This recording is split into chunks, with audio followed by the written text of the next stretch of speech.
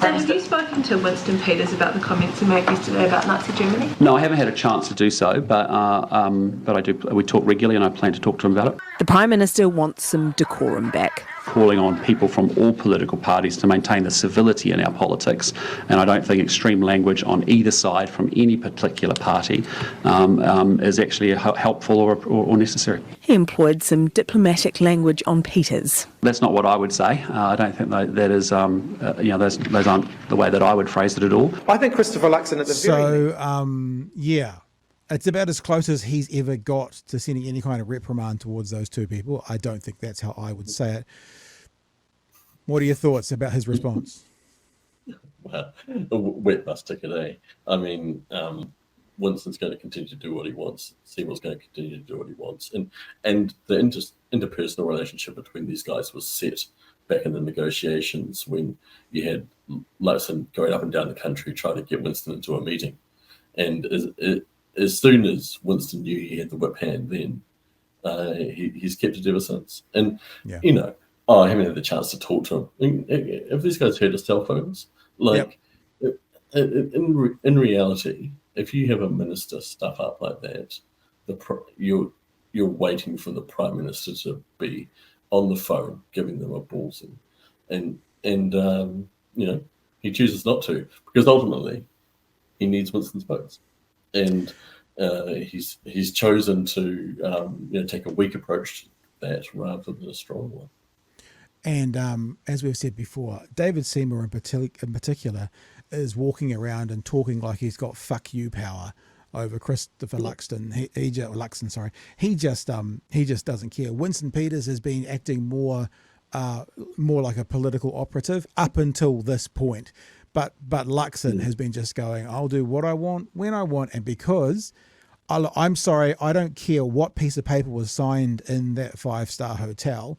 I think Winston in particular, but also Seymour, but not maybe Winston more likely, will blow that thing up in a heartbeat. In fact, Winston Peters today coming out saying he is not compromising on any of his pre-election promises, and he even acknowledges that there's like a $5 billion hole. But even with that $5 billion hole, he is not compromising on anything. So it's going to be a hell of a ride, Clint. And in some ways, what got buried in this speech was actually that shot across the bow to Luxon saying, I don't have to support anything of your agenda that I don't want to. And I have veto power over your agenda. So you're going to have to give me what I want. And they all have veto power over each other, right? There's 3 of them. They need all 3 to do anything. But the interpersonal relationship between them has been set in such a way that it's Seymour and Peters calling the shots and Luxon pretending to be in charge. Yeah. Yeah, I've said it before. I'm sure there's some cartoonists out there. I'm just waiting for the puppet masters, Seymour and Peters up the top, and the strings going down to Luxon in front of the podium. It's just exactly what it is. So from RNZ, I haven't preset this up, so I'll just have a quick read. Winston Peters signals he won't compromise on New Zealand First election commitments. New Zealand First Leader Winston Peters has signalled he will not compromise on the rollout of his election commitments, despite warning the government is short billions of dollars. Meanwhile, Finance Minister Nicola Willis denies the $5.6 billion shortfall. So you've got Winston Peters, the Deputy Prime Minister, saying it is there, and you've got the Minister for Finance saying it isn't there, and she says she won't guarantee promised tax cuts will arrive in July until the policy has been discussed by Cabinet during his...